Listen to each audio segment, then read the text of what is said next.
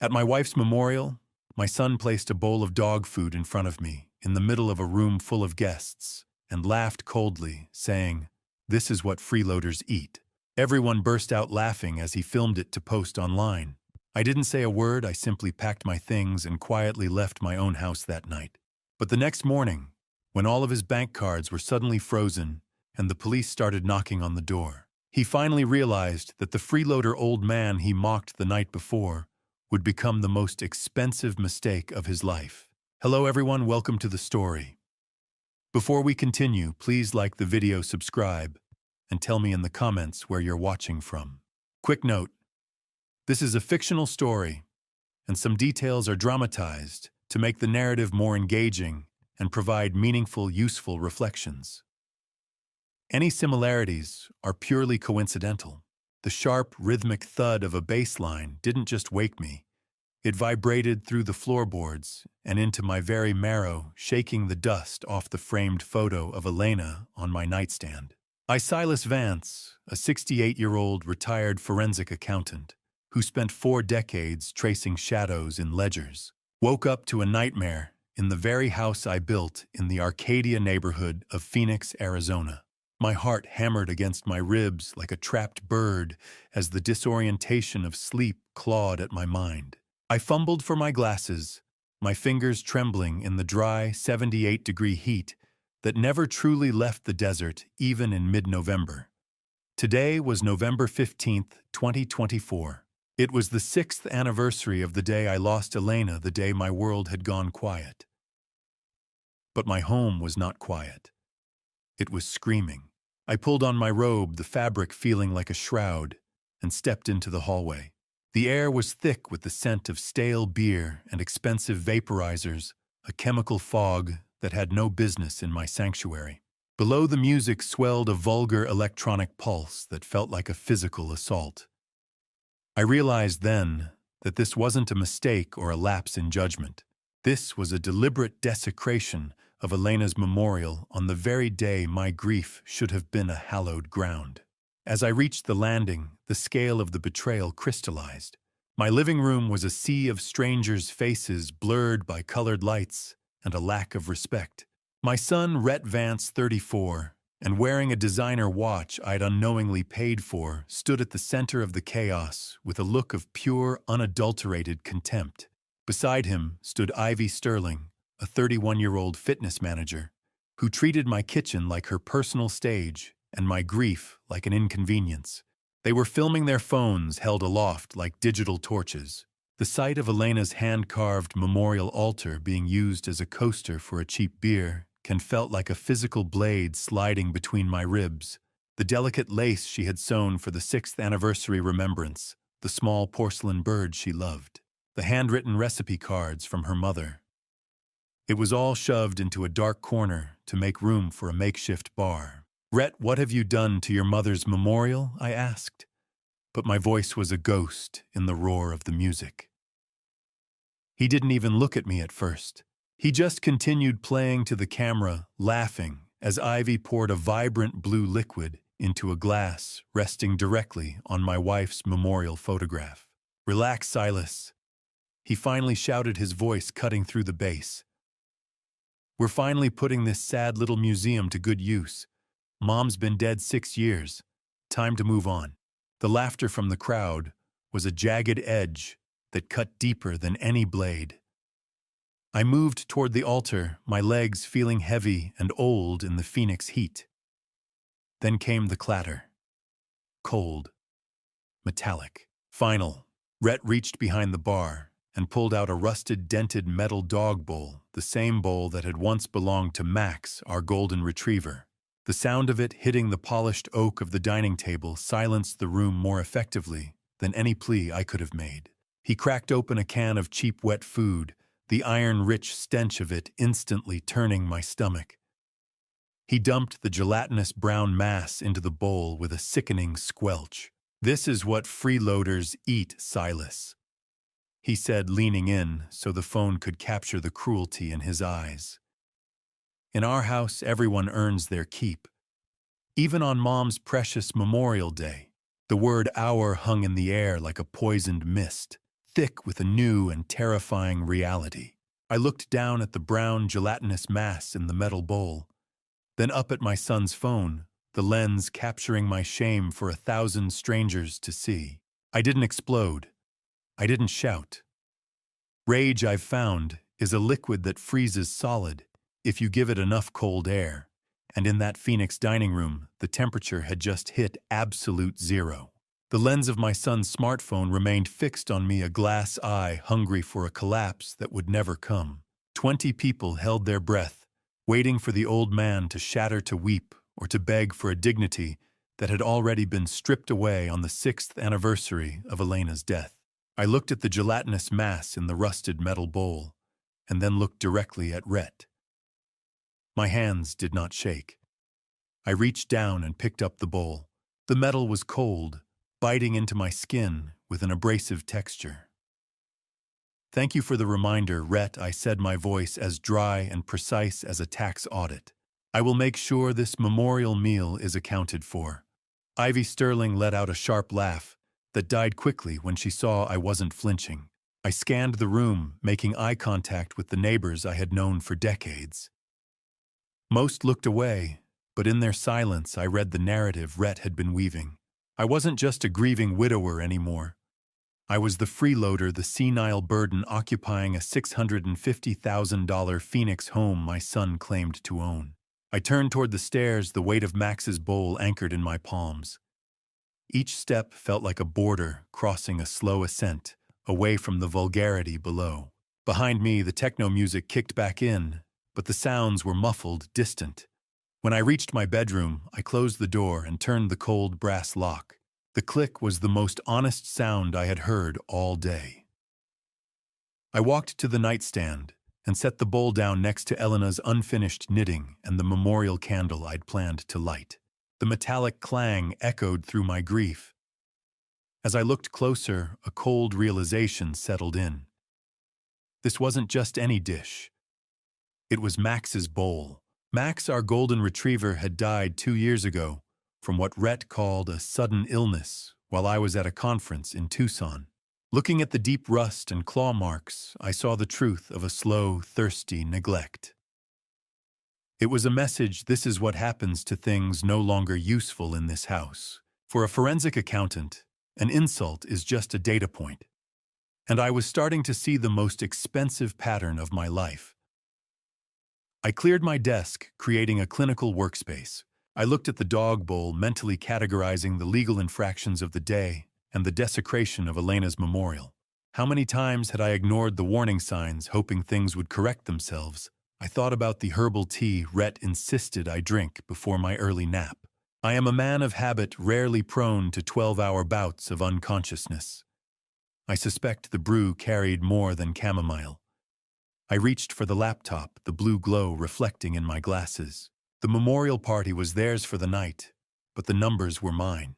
The spreadsheet cells flickered into existence, a grid of empty white boxes waiting for the truth I'd spent 2 years pretending I couldn't see.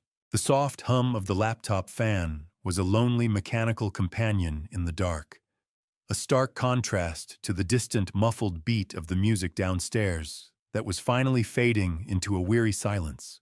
My palms felt cold against the aluminum casing of the laptop as I logged into my secondary Chase account. I discovered immediately that Rhett didn't just borrow the card. He had actually changed the billing address to a P.O. box in town to prevent me from seeing the paper statements for the last year. It was a calculated move to keep me in the dark while he bled me dry. Row 1. Category theft. Amount $1,200. I typed the entry with a dry click of the keyboard keys. That was just today's damage premium liquor and high-end catering for a party I was never invited to, all siphoned from my savings. I felt a clinical hollow satisfaction as the first row of data solidified on the screen. The eye strain from the bright white background began to set in, but I didn't stop. I scrolled back through 6 months of grocery bills, cross-referencing them with my own meager pantry.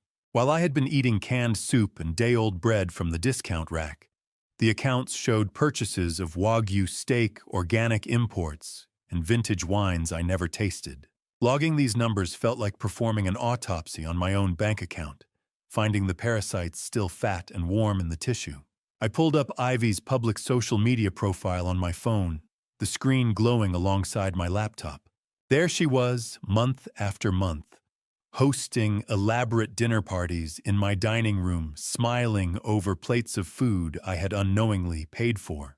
The smell of the cold metal dog bowl still lingered on the nightstand, a metallic tang that sharpened my focus.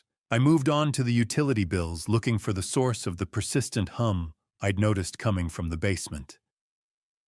I found it in the electricity spikes. Rhett had been running industrial-grade servers for a crypto mining venture that he'd told me was just extra ventilation for the house. The electricity bill had doubled in a year, thousands of dollars siphoned directly from my pension account to power his digital vanity project. He wasn't just living here, he was consuming the house from the inside out, piece by piece, dollar by dollar. Then I saw it. The health management charge. My blood turned to ice water, a recurring monthly payment of $400 to a company I didn't recognize. At first I assumed it was a supplemental insurance policy I'd forgotten, but the policy number didn't match any of my records. I dug deeper into the digital transaction trail, my breath hitching as the truth revealed itself. It wasn't insurance for my health.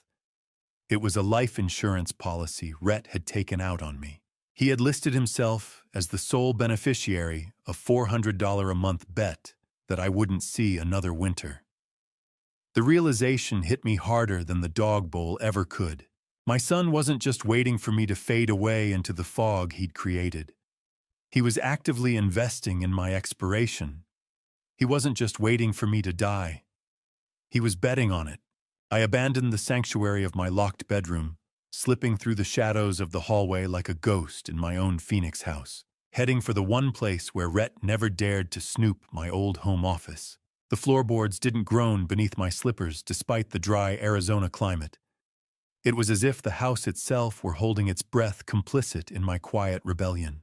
My mind was a forensic storm, reeling from the discovery of that life insurance policy and the desecration of Elena's memorial just hours before. He wasn't just waiting for me to die. He was betting on it with a $400 monthly premium. But a bet requires a certain degree of control over the outcome, and I was beginning to understand exactly how he planned to tilt the odds. To my horror, I discovered that the insurance wasn't the only ghost in my medical files. A pharmacy statement from August 2024 showed a prescription for Benadryl specifically. Diphenhydramine hydrochloride in 50 milligram doses billed to my secondary insurance card through a CVS pharmacy here in Phoenix. It had been prescribed to me by a doctor I have never met, likely through a telehealth loophole where a voice and a stolen social security number are enough to secure a chemical leash. Someone had been impersonating me to obtain a weapon to use against me, exploiting Arizona's relaxed telehealth regulations. I entered the office, a room frozen in the 90s, smelling of old paper and the cedar of my heavy oak desk, with just a hint of the desert sage that Elena used to keep in a bowl by the window. This was my vault of records, a place Rhett avoided, because it required the kind of patience and linear thinking he despised. I bypassed the digital noise of the laptop for a moment, needing the tactile certainty of a paper trail. I began searching for a specific CVS pharmacy statement that had been nagging at the back of my brain. I found the folder, my fingers trembling in the 70-degree air-conditioned room as I pulled out the crinkled sheet. The ink was bold and black, a clinical sentence of 3 refills in 4 months. I don't have a sleep disorder. I have a son. Refilled, refilled, refilled. 3 strikes, and I was out, literally. For months I had been waking up with a heavy leaden feeling in my limbs, a cognitive fog I had attributed to the slow, inevitable erosion of age and the grief of losing Elena. I had felt like a man walking through waist-deep water in the Arizona summer heat, struggling to reach the shore of a clear thought. You see, for a forensic accountant, the most dangerous variable is the one you assume is natural. I was starting to realize that my exhaustion wasn't a symptom of grief or the Phoenix climate. It was a manufactured state of subdual. I sat in the leather chair, the low hum of my old desktop computer's fan filling the silence, a mechanical companion in the desert night. I remembered the nightly tea Ivy had been preparing for me for the last 3 months. She would bring it to my room with a manufactured smile, claiming the herbal blend helped with my grief-related insomnia and the dry Phoenix heat. I could almost taste it, now that faint, chalky aftertaste I had dismissed as a quirk of desert well water or my aging palate. It wasn't kindness.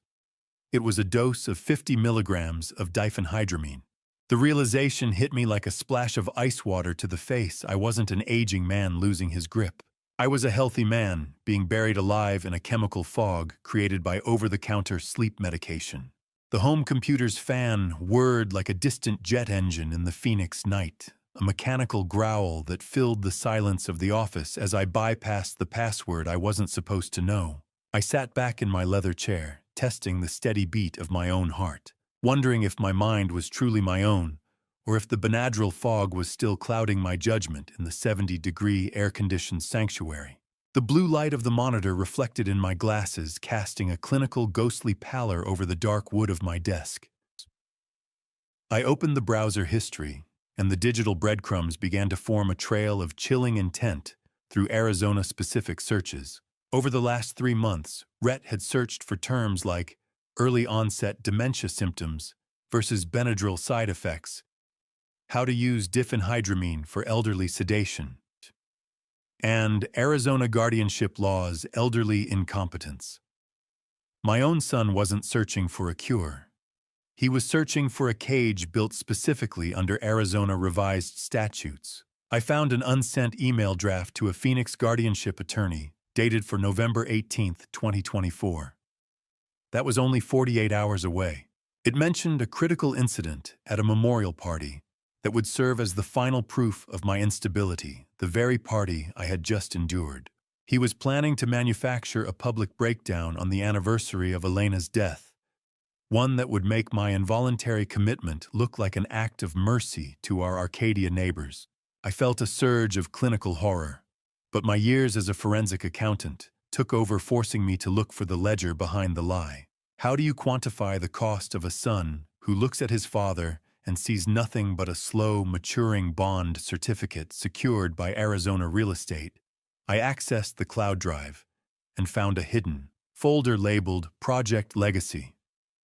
I opened a document titled In the Matter of the Disability of Silas Vance. The sight of my own name on a legal petition for disability made the room feel smaller, the air thick with the smell of ozone from the warm computer tower, despite the desert cooling outside. The petition claimed I suffered from hallucinations and extreme disorientation. With 3 witnesses from social services prepared to testify, the same 3 people who had been at the memorial party tonight. I realized then that every time I had felt confused or told him I saw things moving in the shadows of our Phoenix home, it wasn't my age. It was the 50-milligram Benadryl dose. I wasn't losing my mind. I was losing my defenses. The air conditioning cycled off, and the resulting warmth of the Arizona night made me shiver. But I kept the rhythmic clicking of the mouse steady like a ticking clock. I found the liquidation spreadsheet next. Rhett had already contacted a firm called Arizona Fast Cash Homes, and they had a preliminary closing date set for January 2025. Every brick of this $650,000 home in Arcadia, every memory of Elena's desert garden with its barrel cacti and ocotillo had a price tag attached to it. Then I saw the date, November 18th, 2024. The clock hadn't just been ticking, it was screaming.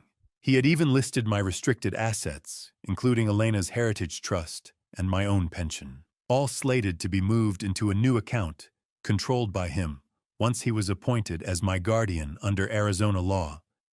He was preparing for a total erasure of my autonomy. I scrolled further and found the guest list for the memorial party I had just witnessed. It wasn't just a random collection of his deadbeat friends. He had specifically invited 3 individuals who worked in Arizona social services and elder care people he knew would be professional witnesses to my Benadryl-drugged state. I didn't let my hands shake as I inserted the thumb drive, the little red light blinking as it swallowed the digital evidence of my son's treachery, 1 kilobyte of betrayal at a time. The frantic blinking of the thumb drive's red LED was the only pulse in the room besides my own. As the progress bar crawled across the monitor, I reached down to retrieve my leather briefcase from beside the desk. My fingers brushed against something hard and unfamiliar taped to the underside of the frame.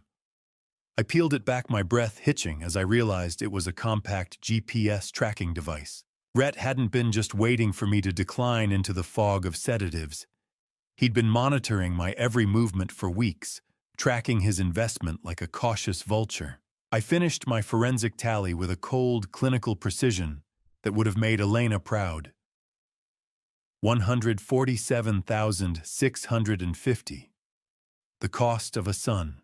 I categorized the charges with surgical detachment, the $8,500 down payment for a Tesla I never drove, the $400 in monthly life insurance premiums on my own head, and the countless consultancy fees siphoned into shell accounts. I printed 3 physical copies of the spreadsheet, the printer's mechanical whine cutting through the silence of the office, and tucked them into waterproof sleeves as if preparing for a flood that was already at my door.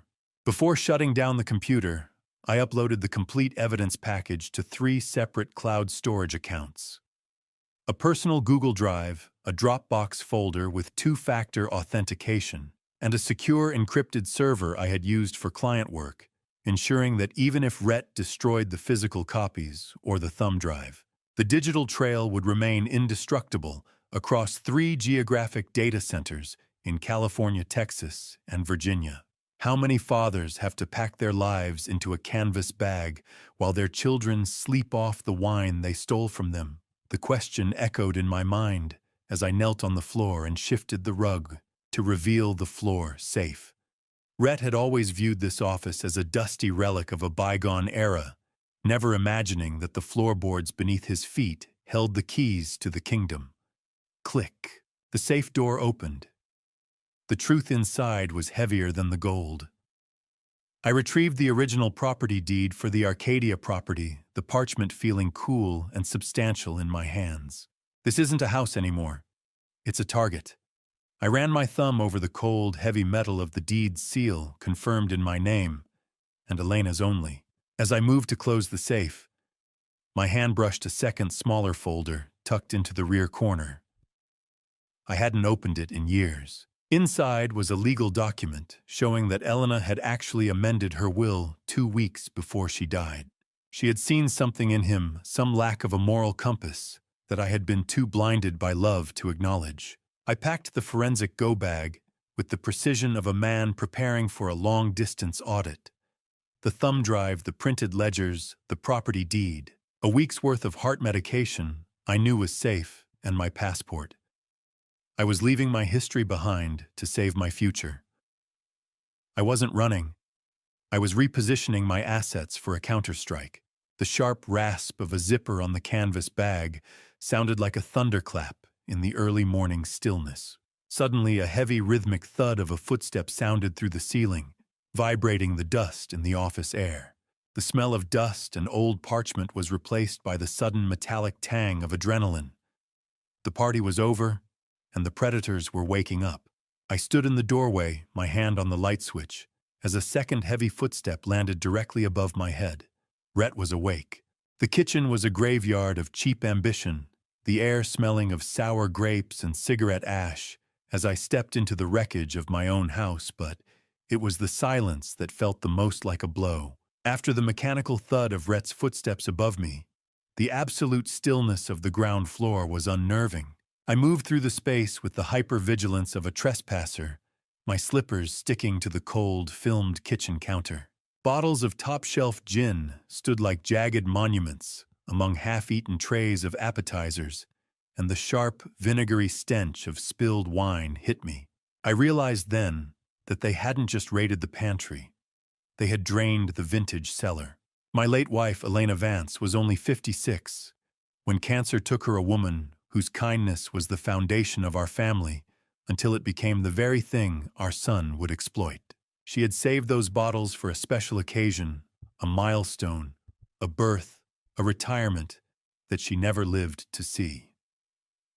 Now they were just empty glass shells rolled into the trash. I looked down and saw a framed photo of her lying face down near a discarded beer can. The sight of it made my stomach wrench with a deep, oily self-reproach. I knelt the joints in my knees, popping in the quiet, and reached for the frame. As my fingers touched the cold glass, the tactile sensation dragged me backward through time, pulling me into the sharp, antiseptic smell of a hospital room in late autumn.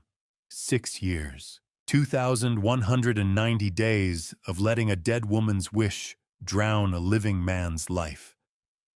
In that memory, Elena's hand felt like dry, fragile, papery lace in mine. Her eyes were sunken but fierce with a mother's desperate, unseeing love. She looked past me to where a 28-year-old Rhett stood by the window, already checking his watch, even as his mother's breath rattled. "Silas," she had whispered, her voice barely a thread.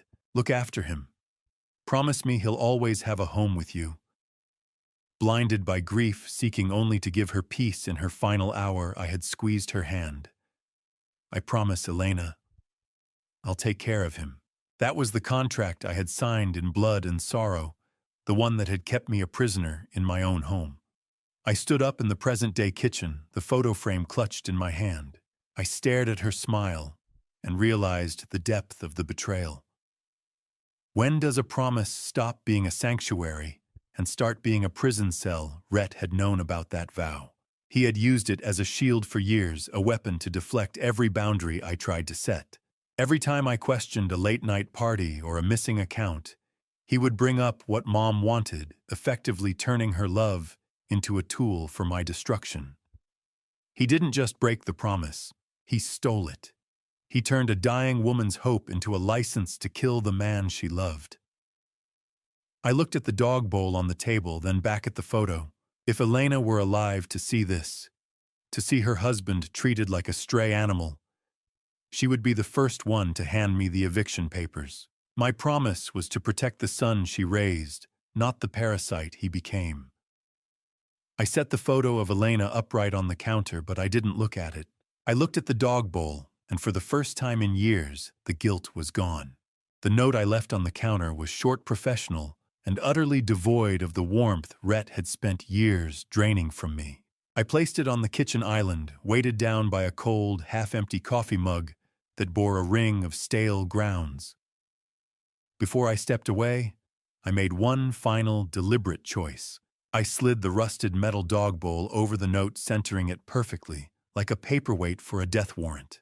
I knew Rhett would find it first thing in the morning, when he emerged from his chemically induced stupor looking for his father's submission. He would find a mirror of his own cruelty instead. I didn't just leave a message. I took the power cords to the kitchen appliances and the internet router, tucking them into my suitcase. I wanted his morning to start in total disconnected chaos, a silent house for a silent boy who had taken my voice for too long. I wheeled my suitcase out through the garage, moving with a ghost's precision to avoid the front doorbell camera. The silence of the car ride was a physical relief compared to the vulgar techno music that had assaulted my walls just hours before. The November morning air in Phoenix was cool, but not cold, hovering around 58 degrees, even at 4 in the morning. A welcome respite from the brutal summer heat that had defined the previous months. The dry desert air felt clean in my lungs as I backed the Honda out of the driveway, the sound of the tires on the concrete like a whisper of liberation in the pre-dawn stillness. I looked in the rearview mirror at the $650,000 house in the Arcadia neighborhood, no longer seeing a home or a sanctuary, but a crime scene that I was finally vacating. The neighborhood was a sea of Spanish tile roofs and carefully xeriscaped lawns dotted with Palo Verde trees and desert landscaping. Perfectly maintained facades hiding 1,000 similar rot-infested secrets behind stucco walls. 6 years of being the ghost in the machine. Today, I was the one pulling the plug. I drove toward Phoenix Sky Harbor Airport, the city lights beginning to blur as the sun struggled against the Arizona horizon, painting the desert sky in shades of pink and copper. I arrived at the Travelodge near the airport at 6:45. It was a place where people went when they didn't want to be found or when they had nowhere else to go. The clerk behind the plexiglass was a woman in her 20s with tired eyes and a name tag that read, Shannon, someone who saw 100 men like me every week and remembered none of them. Just one night for now, I said, my voice sounding strange and gravelly in the empty lobby. Cash only. She didn't even look up as I counted out $67. Room 114, she replied, sliding a cold, clinical plastic keycard through the slot. Checkout is at 11. The Travelodge was a room designed for people who didn't want to be found, which made it the perfect headquarters for the man I was about to become. I sat on the edge of the stiff bed, the blue light of the motel sign flickering through the gap in the curtains and casting rhythmic, ghostly shadows across the polyester spread.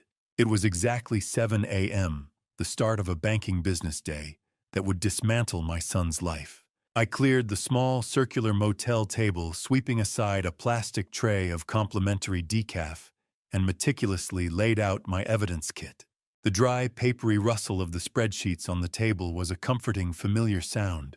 I organized the printed data, the property deed, and the thumb drive into 6 distinct categories: identity theft, unauthorized credit usage, and the house.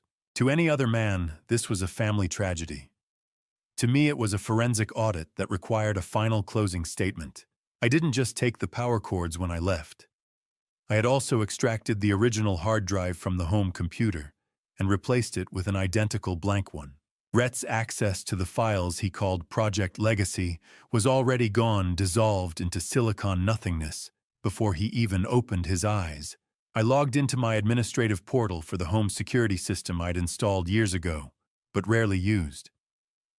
They thought they owned the stage, but I owned the recording. I checked the status of the cloud-recorded video from the night before, confirming that the high-definition footage of the dog bowl incident was safely backed up in 3 separate locations.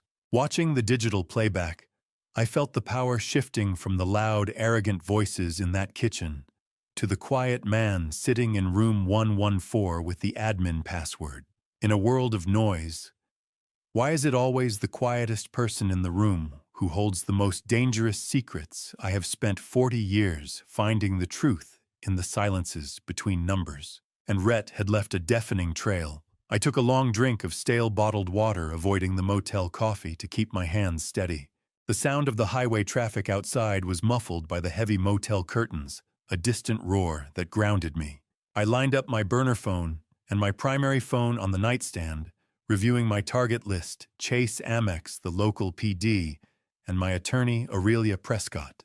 The green digital glow of the microwave clock blinked with the rhythmic persistence of a heart monitor, counting down to the moment I would pull the plug on my son's lifestyle. I opened a secondary insurance portal one last time to check for any final anomalies. My blood turned to ice. Rhett had attempted to change the beneficiary on my $500,000 life insurance policy just 48 hours ago. The request was marked as pending, awaiting a physical signature I would never provide. He wasn't just gambling on my death. He was trying to speed up the payout. 0 hour had arrived. The clock hit 7 o'clock, and the microwave let out a soft, sharp beep. I picked up the first phone, the cold, unyielding plastic of the burner feeling like a weapon in my palm, and dialed the priority line for Chase Fraud. It was time to stop being a father and start being a creditor. The first number on my list was Chase. I knew the prompts by heart. The automated voice, a comforting, familiar cadence in the silence of the motel room. The dry heat of the motel room felt thick, carrying the faint metallic scent of chlorine from the indoor pool down the hall and the heavy, dusty smell of old carpet. I sat at the small laminate desk, the blue light of the laptop screen making my eyes sting as I braced for the confrontation. Before I dialed, I verified the small checking account I had left untouched, a $200 honeypot, designed to give Rhett a false sense of security while I moved the heavy artillery into place. Kevin from the Chase Fraud Department had a voice like sandpaper, and a script that favored the bank over the human, which was exactly the kind of cold ally I needed. "I need to report identity theft by a family member," I said, my voice as level as a ledger line. I methodically listed the unauthorized charges from the memorial party, the premium liquor, and the catering fees siphoned from my savings. I formally revoked Rhett's authorized user status on every account. "Mr. Vance, we can freeze the account immediately." Kevin replied, the clicking of his keys, a rhythmic percussion to my strategic dismantling. I requested new cards to be sent to the secure P.O. box I had opened weeks ago, effectively cutting the plastic lifeline Rhett had been choking me with. Have you ever noticed how quickly a shared life becomes a series of locked doors when the money stops flowing? It is a transition that happens in the space between a dial tone and a confirmation number. I moved to the next phase, calling the private wealth management arm where Elena's heritage trust was held. This was the crown jewel Rhett had been eyeing for his fictitious startup. I invoked the emergency lock provision I had drafted into the trust years ago, a clause meant for the very elder abuse I was now documenting. "Lock the Elena Vance heritage account," I told the manager. "Full security protocol, no exceptions." The trust was instantly placed into a legal vault, out of reach from the parasite, who thought he could claim his inheritance before I was even in the ground. I felt a grim triumph of foresight over greed. Enter. Confirm. Denied. The three-step dance of a parasite losing its host began in earnest as I moved to the digital passwords. I spent the next hour systematically changing the keys to every corner of our shared household. Netflix, Amazon, the smart thermostat, and even the smart refrigerator fell under my control. For every single one, I used Dog Food 2024 as the universal key. It was a digital scar, a secret password, to remind him of exactly what he had done every time he tried to log in for a distraction.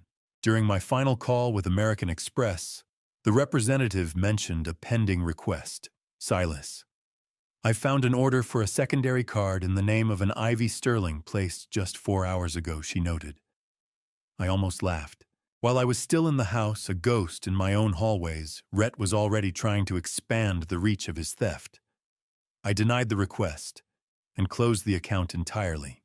The bank accounts were a fortress now reinforced with the cold logic of an accountant who had finally finished his audit. But as I looked at the real-time call logs on my burner phone, I realized the alerts were already starting. Rhett had already begun trying to break in. I sat back and watched the first notification appear on my secondary screen like a digital flare over a sinking ship. Rhett was at a Starbucks in downtown Scottsdale, and he was about to have a very public, very caffeinated awakening. The rhythmic vibration of the phone on the motel nightstand was the only heartbeat in the room, a steady pulse of failed transactions that told a story more vivid than any confession. Through the merchant codes popping up on my banking app, I could reconstruct his morning with forensic precision. After the coffee failure, the notifications moved to a high-end bistro, the kind of place where the Scottsdale elite gather to discuss their equity over poached eggs. I saw the request hit 2 brunch specials and a bottle of expensive morning wine. Then came the red text, "Declined." Transaction code 05. I imagined the sterile, high-pitched beep of the card reader echoing through the quiet restaurant. I could see my son fumbling with his leather wallet, his face likely turning the same shade of crimson as the bistro's awnings, while Ivy Sterling adjusted her designer sunglasses to hide from the judgment of the surrounding tables. They tried a backup card, then Ivy's. Both met the same silent digital wall. My analytical mind felt a surge of surgical satisfaction. Do you know the specific sound a lifestyle makes when it hits a brick wall? It sounds like the polite beep of a card reader saying no. It is the sound of a parasite suddenly realizing the host has developed an immune system. By 10:45, the notifications drifted toward a Best Buy. Rhett was attempting to buy a high-end VR headset, probably a replacement for the one he'd smashed during last night's festivities. The transaction for $2,000 was blocked before it even cleared the terminal. I realized then that my son was in a state of high-speed denial. He wasn't stopping to think. He was moving from store to store, hoping each failure was just a system glitch or a temporary hold. He was a man drowning in a sea of his own making, reaching for plastic life rafts that I had already punctured. I had left that $200 bait account active, but as he tried to use it for an Uber to get back to the house, I triggered a pre-scheduled mortgage payment manually. The balance plummeted to exactly zero. The final notification came from a gas station near the edge of the suburb. Rhett tried to plug the Tesla into a supercharger, but the account was frozen tight. $57. The price of 2 fancy steaks or 3 days of survival. I knew which one they'd choose. I learned later through a frantic voicemail left on my blocked home line that they had pooled their physical cash and found exactly $57 between them. In the luxury interior of that car, surrounded by the smell of expensive leather and Ivy's lingering perfume, they were effectively broke. The power reversal was absolute. The silence of my car ride this morning was now theirs, but while mine was the silence of liberation, theirs was the silence of a dying ego. I checked the logs once more and noticed something interesting. The gas station stop wasn't just about the car. Rhett had tried to buy a burner phone, realizing I might be tracking his primary device. He was finally starting to think like the man he was trying to rob, but it was too little too late. They were trapped in the driveway of the house they claimed to own with a dead car and a dying ego. But then my phone buzzed with a call from an unknown number. The unknown number wasn't Rhett begging for his allowance. It was Aurelia Prescott's office confirming that the shark I'd hired was ready to smell the blood in my spreadsheets. I stepped into her glass fortress in downtown Phoenix, a space that smelled of expensive leather old law books and the cold, ozone-scented air of ultimate authority. Aurelia Prescott, a woman whose reputation for legal lethality preceded her, stood silhouetted against a panoramic view of the skyline through floor-to-ceiling windows. I didn't waste time with pleasantries. I laid out my meticulously organized evidence kit on her mahogany desk. Before we even sat, she revealed her opening move. She had a contact in the district attorney's office specializing in elder abuse, and she had already flagged my case as a priority for criminal prosecution. I watched her expression shift from professional courtesy to a predator's focus as she scanned the Benadryl receipts and the draft guardianship petition Rhett had so carefully prepared. "Mr. Vance, I see a lot of greed in this city, but this is predatory," she said, her voice dropping into a register of quiet steel. I leaned forward, my hands resting on the cold, smooth surface of her desk. "I don't want a settlement, Aurelia. I want my life back. I want the parasite removed from the foundation. Do you know what 30 years feels like? It's the sound of a prison gate closing before you even realize you've been caught." Aurelia spent the next hour defining the felonies with the precision of a surgeon. The drugging wasn't just a betrayal, it was poisoning with intent. The guardianship draft was premeditated fraud. The unauthorized credit usage, federal-level identity theft. She estimated my son's criminal exposure at 30 to 40 years. I listened, realizing that the boy I had raised had effectively committed social and financial parricide. "Good," I said, the word feeling heavy and right in my throat. "Let the punishment fit the ledger." Aurelia's fountain pen scratched across the 14-day eviction notice like a scalpel, cutting away the rot Rhett had let fester in our home. The sharp sound of the nib on heavy parchment was the first note of a new symphony. We finalized the 5-step retaliation plan. The server would drop the notice Monday. The locks would be changed. The cameras I'd already purchased would be installed, and the formal police report would be filed simultaneously. The deadline was set for December 2nd at 5 o'clock. I paid her $850 in cash, peeling the bills from my envelope. It was a fraction of what Rhett had stolen, but it was the most satisfying purchase of my life.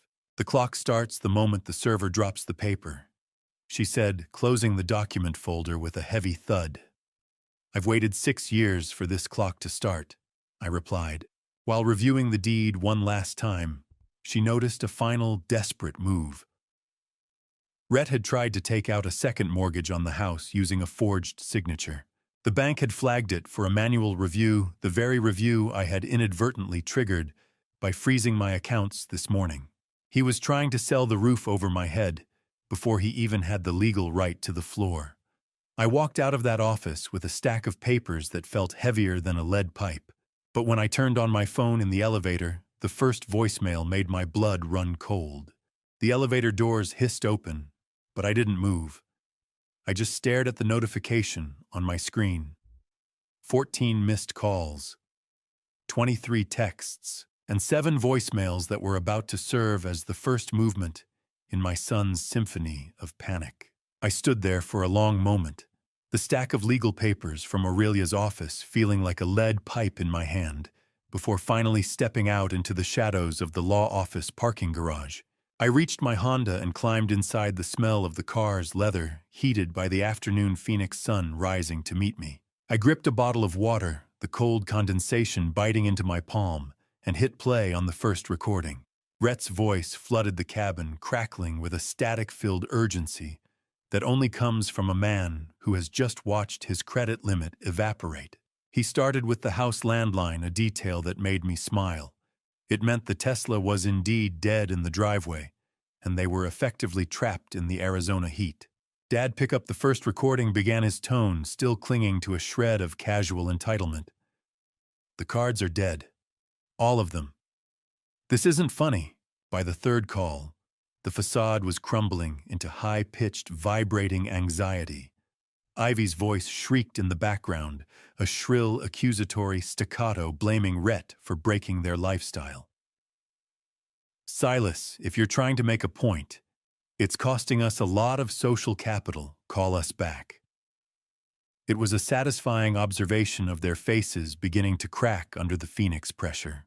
Have you ever heard a grown man realize his safety net has been replaced with a concrete floor? It's a sound you don't forget. It is the sound of gravity finally winning. The fourth and fifth voicemails revealed the inevitable pivot to manipulation. Rhett's voice softened, adopting a practiced mournful cadence as he invoked Elena's name. Mom wouldn't want this, Dad. You're acting like a stranger. He tried to negotiate, promising we would sit down and talk if I just unlocked the secondary chase card for basic necessities. Just give us enough to get through the weekend. We'll fix everything on Monday. I felt a surge of pure disgust. Using my late wife as a weapon to secure gas money was a low even I hadn't fully prepared for, but it only served to harden my tactical resolve. Rhett's voice was a jagged piece of glass, cutting through the quiet of my car, trying to find a soft spot to bleed me one last time. But I was no longer a host for his parasites. The final voicemail, recorded after he had clearly sought solace in whatever alcohol remained in the house, was a dark transition into open malice. If you aren't here by 6, I'm calling a locksmith. He spat the words, slurring slightly. It's my house too, old man. Try me. In the background, past the static of his rage, I heard a distinct hollow boom, the sound of my home office door being kicked in the Phoenix heat. He was already hunting for the safe he didn't realize I had already emptied. I remained calm, my finger hovering over the screen to record the audio file before emailing it directly to Aurelia as evidence of an illegal lockout threat. I watched the delete button glow on my dashboard screen for a second, then cleared the clutter of his voice from my device. Silence was my most powerful weapon, and I was going to use it until he started to starve in the Arizona desert heat. The next morning, the sun didn't bring warmth, only a clinical clarity that drove me back to the shared laptop. I wasn't looking for bank statements anymore. I was looking for the things you can't replace with a wire transfer. The air in the motel room felt stagnant, smelling of the cold plastic desk and the faint lingering scent of industrial lemon cleaner. I bypassed the standard login screens and dove into the browser cookies, following a digital scent that led me to a secondary eBay account. When the completed listings page loaded, my stomach dropped into a cold, hard knot. There, in grainy, oversaturated photos, was Elena's vintage sapphire pendant and her grandmother's diamond brooch. I had believed they were still safely locked in the velvet-lined jewelry box in our bedroom. The listings were cold and efficient, describing them as estate finds with a quick sale required. I realized with a jolt of localized humiliation that the pendant had been sold to a buyer right here in the Phoenix metro area. It wasn't just a private theft. It was a public auction of my wife's dignity to someone who probably lived just miles away in Scottsdale or Paradise Valley. Category heirlooms. Status sold. I typed the words into my spreadsheet, my fingers feeling numb. I traced the $11,200 payout from those sales directly to a PayPal account linked to Rhett's watch reselling startup.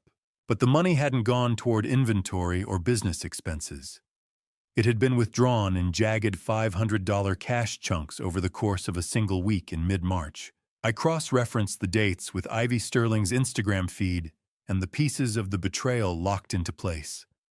Bottle service. $11,000 of sapphires turned into bubbles and ego in under 4 hours at a Scottsdale nightclub. There was a photo of them at Bottled Blonde Scottsdale, an exclusive club in Old Town Rhett, posing with a practiced, hollow grin behind 3 bottles of vintage champagne that cost more than his mother's wedding ring.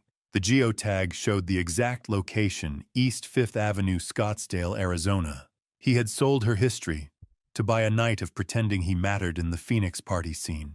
The sound of the laptop fan struggling with the heat of the processing was the only noise in the room, a mechanical rasp that mirrored the rising heat in my chest. My son had turned our family history into a clearance rack, and I was the only one left to pay the bill. I looked at the screen until my eyes burned, forced to witness the liquidation of Elena's very soul in the neon-lit wasteland of Scottsdale nightlife. I added the $19,000 appraised value of the missing jewelry to the master ledger, the total mounting like a flood. The escalation had begun exactly 18 months ago, coinciding perfectly with the day Rhett's actual business license had been dissolved for non-payment of taxes. The startup was never a dream. It was a front for a pawnshop lifestyle funded by the dead and the aging. You didn't just steal my money, Rhett. You stole her goodbye. I found one final digital receipt in the cash, a registration for a self-defense training course Rhett had signed up for just last week at a Phoenix gym. It wasn't just the drugging. He was preparing for the moment I woke up. He was readying himself for a physical confrontation if his chemical cage failed to hold me. I saved the file and closed the laptop with a finality that felt like a tombstone hitting the earth. I couldn't breathe in that small motel room anymore. The air tasted like the dust of everything I'd lost, and I knew that if I didn't act now, I would never breathe again. I didn't cry. Accountants don't cry over bad debt. They write it off, but for a few minutes in that suffocating beige room, I forgot how to breathe. I sat on the thin, scratchy polyester of the motel floor, the smell of stale air and industrial lemon cleaner clogging my lungs. My hands were wrapped around the cold, abrasive metal of the dog bowl I had brought with me. It was more than a prop now. It was a physical manifestation of a horror I had only just decoded. I realized that this wasn't just a random dish Rhett had pulled from the garage. It was Max's bowl. Max, our golden retriever, had supposedly run away, while I was lost in the first year of my grief. But looking at the neglected, rusted state of it, I saw the truth. Rhett had tested his capacity for neglect on the dog before he moved on to me. The boy who used to collect polished stones and name the constellations was dead, and in his place was a predator who viewed living things as disposable data points. The crushing weight of what could have been threatened to paralyze me, a tidal wave of wasted love and broken promises. But as my fingers traced the jagged rust, something in me snapped into place. "He's not my son," I whispered to the empty, shadowed corners of the room. "He's just a line item that needs to be cleared." Have you ever felt the moment your heart finally turns to carbon, it doesn't break? It just becomes impossible to crush. I stood up, the emotional abyss closing behind me as I began pacing the small room. My mind shifted back into its forensic gears, clicking with a speed that the sedatives had suppressed for far too long. Mercy is just another word for enabling a criminal, and I was finished being an accomplice to my own destruction. I reviewed the Project Legacy files one last time on the laptop, seeing them now as a blueprint for Rhett's total annihilation. You wanted a museum, Rhett? I'm going to make sure you're the main exhibit. The father who had agonized over family dinners and birthday cards died in this motel room at 10 in the morning. Only the creditor remained. I picked up the phone, my thumb hovering over Aurelia Prescott's number. I wasn't going to wait for the weekend to crawl to a close while they enjoyed the house. I wanted the 14-day notice served the second the sun broke over the horizon on Monday morning. I dialed, and the distorted professional tone of Aurelia's voice filled the room. Authorization confirmed, Aurelia. I said, my voice as flat and cold as a winter lake. I want you to share every scrap of evidence we have with the district attorney immediately. The Benadryl, the eBay, sales, the guardianship draft, all of it. Burn it all down. Professionally, of course. Click. The line went dead. The war had officially begun. I revealed nothing of my own fear, only my mandate. I had been recording my own mental state diary for months, a secret audio log of my sharpest thoughts and precise memories, which would now serve as devastating counter-evidence to any claim of cognitive decline he might try to manufacture. I walked into the bathroom and stood under the harsh, unforgiving light of the mirror. I didn't recognize the man staring back, his eyes hard and clinical, but I liked him a hell of a lot more than the victim I'd been for 2 years. Monday morning arrived with the cool, dry clarity of a Phoenix November. The temperature a comfortable 62 degrees, a perfect day for serving a cold dish of reality to a son who thought he'd already won. I sat in the hushed, sterile confines of my motel room, the low hum of the laptop fan my only companion, as I waited for the notification. At exactly 9:47, Thane Garrison pulled into my driveway in Arcadia. Thane Garrison, a 38-year-old retired Phoenix PD officer with a jawline like a curbstone and a body cam that didn't miss a single lie, was the perfect man to deliver my message. He wasn't just a professional I'd hired. He was a former colleague of Elena's from her volunteer work at the Phoenix Art Museum. Someone who personally witnessed Rhett's blatant disrespect at her funeral years ago and had volunteered for the task with a grim, knowing smile. On my screen, the wide-angle distortion of the body cam footage flickered to life. I watched through Thane's eyes as he stepped out of his vehicle, the dry November desert wind carrying the scent of creosote through his microphone. He adjusted the strap of his thick blue folder, his boots crunching rhythmically on the decorative gravel that formed the desert landscaping I used to tend so carefully, past the towering saguaro cactus and the palo verde trees. The sharp snap of the folder being shifted under his arm sounded like a gunshot in the quiet Arizona morning. He didn't hesitate. He hammered on the door with the authority of a man who had spent a decade making the guilty tremble under the relentless Phoenix sun. Rhett opened the door after the third knock, looking hungover, disheveled, and frantic. His eyes were bloodshot, probably from a night spent trying to figure out why the lights were still on, but the money was gone. His initial irritation vanished instantly, replaced by a pale, unadulterated terror the moment he saw the uniform-adjacent rigidity of Thane's posture against the bright Arizona sky. Rhett Vance Thane set his voice a gravelly baritone that cut through the dry desert air. You've been served under Arizona Revised Statute Section 33-1368. Click. The seal was broken. The countdown to homelessness had begun in the Phoenix heat. This is bullshit. Rhett stammered, his ragged, panicked breathing clearly audible on the recording. He can't do this. It's my house. I'm his son. Actually, the deed says otherwise. Thane replied, his tone unshakable, as he thrust the paperwork into Rhett's trembling hands. You have 14 days to vacate this property in Arcadia. Holdover penalties begin immediately under Arizona law. Is it cruel to watch a man's pride dissolve in 1080p resolution under the desert sun, perhaps?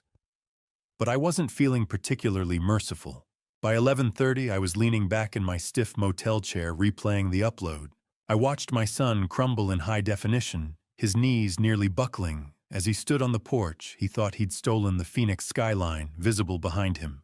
He clutched the 4-page evidence list, detailing the Benadryl poisoning, the fraud, the identity theft, and I realized the physical weight of that paper was what finally made the threat real. "Paper is proof, Rhett," I whispered to the empty room. "And you're out of ink." In the corner of the frame, past Rhett's shaking shoulder, I caught a glimpse of Ivy Sterling. She wasn't arguing. She wasn't crying.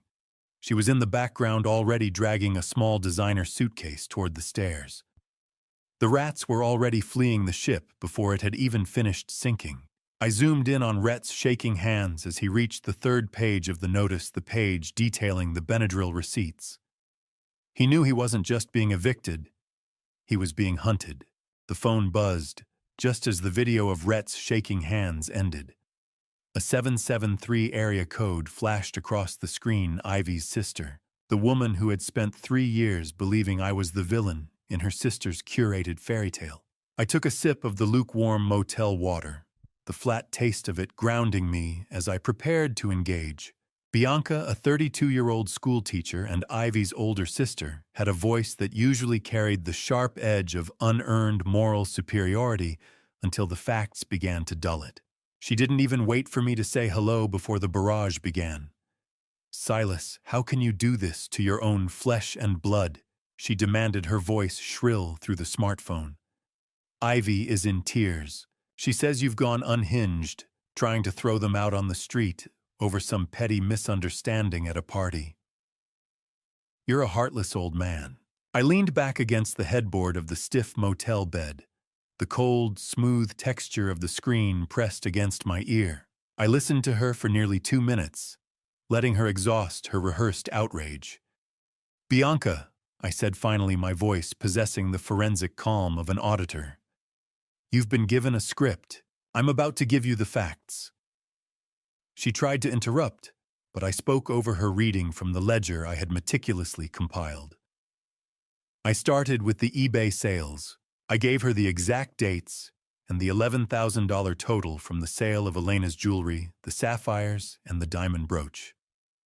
Then I moved to the pharmacy receipts for the Benadryl. Have you ever noticed how the truth has a specific weight?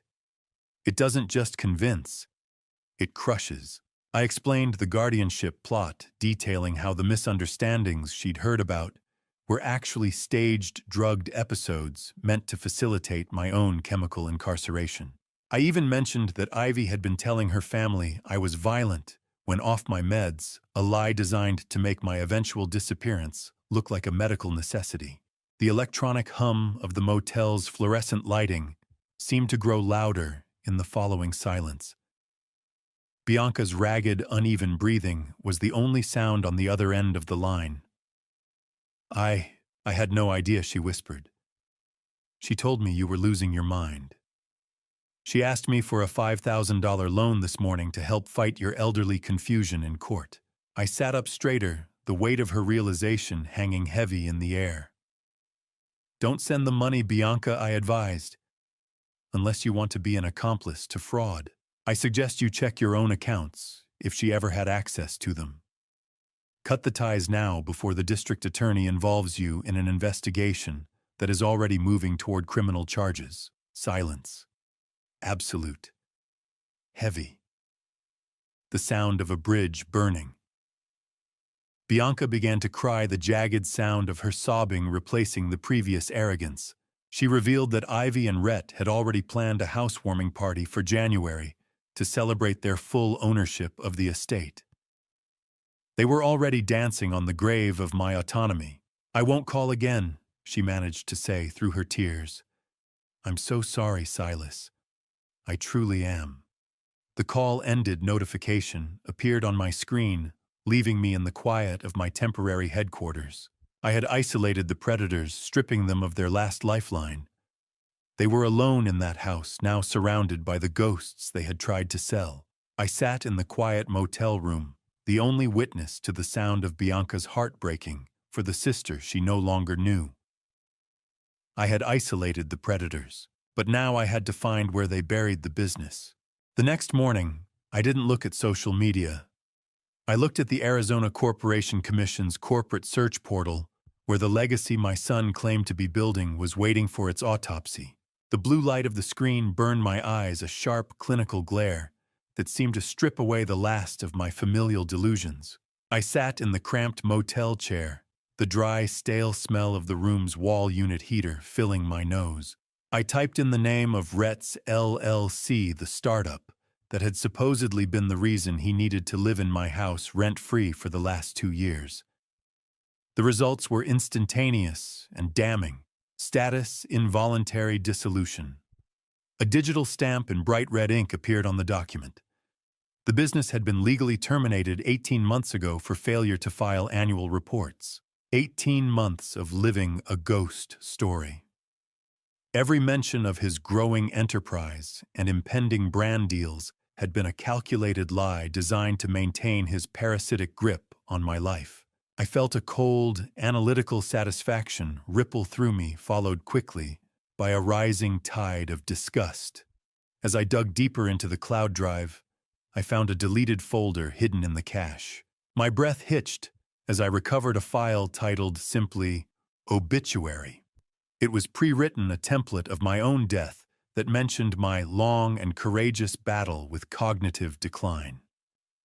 He wasn't just planning for my disability. He was prepared for the drugging to have a lethal outcome if the guardianship path moved too slowly. I realized then that my son was a vulture who didn't even have the decency to wait for the heart to stop beating. Do you know what it's like to see your own death planned in a Microsoft Excel file? It's remarkably tidy.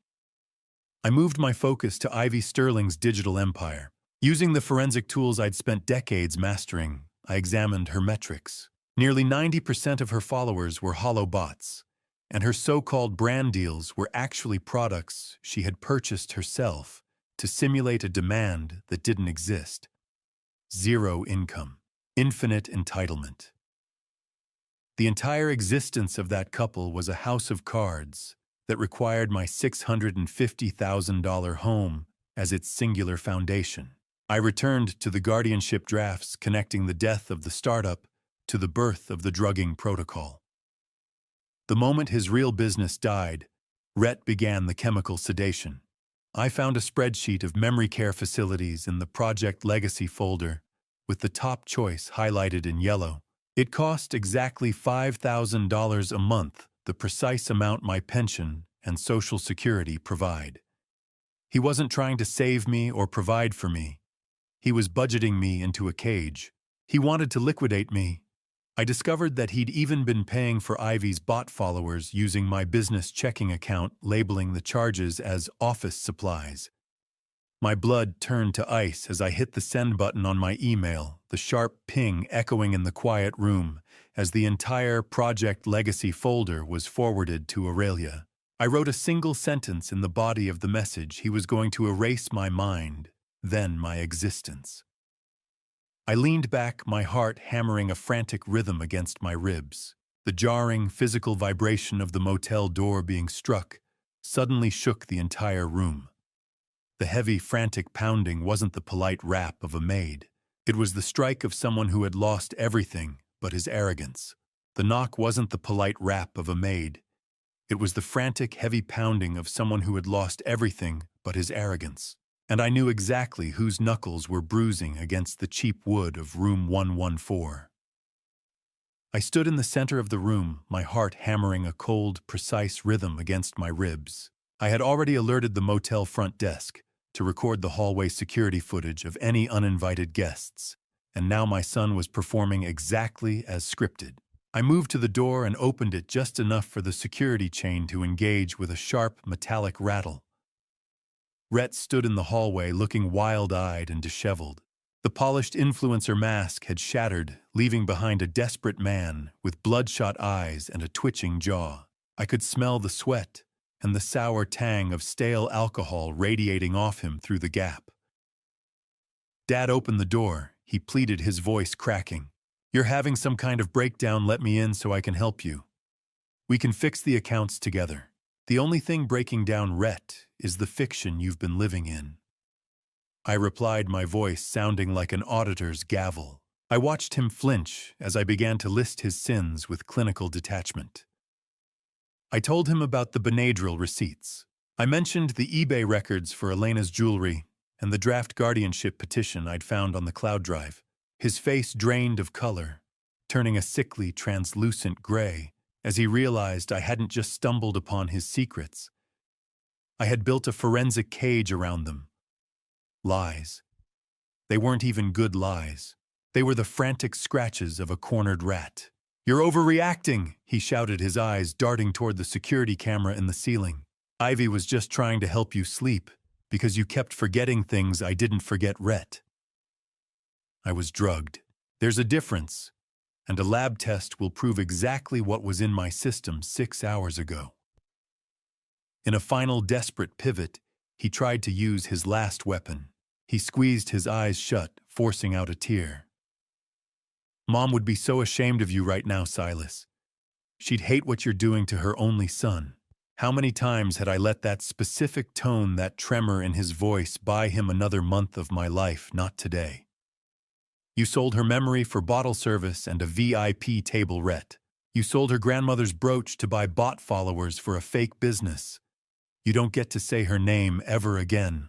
I realized in that moment that the man standing in the hallway was a stranger wearing my son's face, and the last tether of guilt that had bound me to Elena's deathbed promise finally snapped. He reached out to grab the edge of the door, but I stepped back, my resolve as hard as carbon. I looked him in the eye and felt nothing but the satisfaction of a balanced ledger. "Before I close this door, you should know that I've already called a locksmith. He's meeting me at the house in 30 minutes. By the time you get back to Phoenix, you'll find you're locked out of your own bedroom. Try the dog bowl if you're hungry." I closed the door on his shouting, the click of the deadbolt sounding like a gunshot in the quiet room. I had 12 days left on the clock, and I was going home to change the locks. The absolute heavy silence of the motel room after the door shut was the most beautiful sound I had heard in years. The drive back to Arcadia House felt like a victory lap, even if the race wasn't officially over. But the sight of my dead Tesla blocking the driveway reminded me that the rot was still sitting in my living room. I pulled my Honda to the curb right behind the familiar white van belonging to Lyle. Lyle, a 60-year-old locksmith with hands stained by graphite and a memory for every door he'd ever opened in Phoenix, worked with a speed that only comes from decades of knowing exactly what people are trying to hide. I had chosen him specifically because he was also a licensed private investigator. His presence served as a legal welfare check on my property. Ivy Sterling was waiting on the porch, her white-knuckled grip on the doorframe a testament to her desperation. "You can't do this, Silas," she shrieked, trying to block the entrance with her slight frame. "We live here. This is illegal." I didn't raise my voice. I merely held up the notarized 14-day eviction notice and the property deed. "You have 13 days left to reside here, Ivy," I said, my voice as cold and heavy as the high-security deadbolts Lyle was pulling from his kit. "These keys, however, are now my discretion as the sole owner." Lyle stepped past her without a word, the high-pitched whine of his power drill cutting through her protests. He began replacing the standard, easily bypassed cylinders with pick-resistant, heavy-duty hardware that smelled faintly of industrial oil and fresh-cut brass. Drill, snap, click, 3 sounds that stripped the parasites of their last bit of leverage. While Lyle worked on the secondary exits, I began my own installation.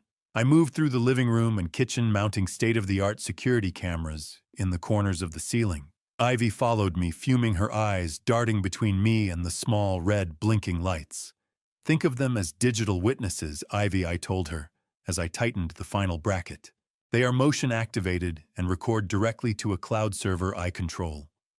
They never blink and they never lie. Any attempt to damage the walls, the furniture, or my belongings will be captured in 4,000 pixel resolution for the police."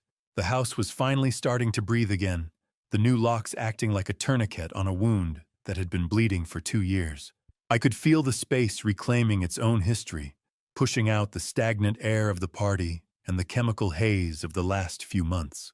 Lyle finished the final door and handed me a small plastic bag containing the new keys.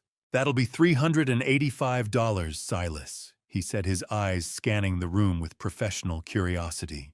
I paid him in cash, the crisp bills a small price for the security he'd provided.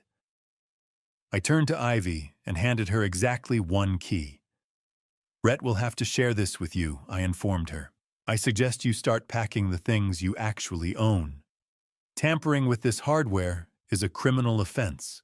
I opened the mobile app on my phone, watching the live feed of my own kitchen, while standing 5 feet away from her. She looked defeated, her shoulders slumped, but as I turned to leave, my eyes caught a glint of light under the coffee table.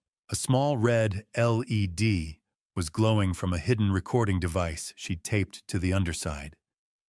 She was trying to catch me in an abusive outburst to use in court. I walked back to my car, the app on my phone showing the red RX dot.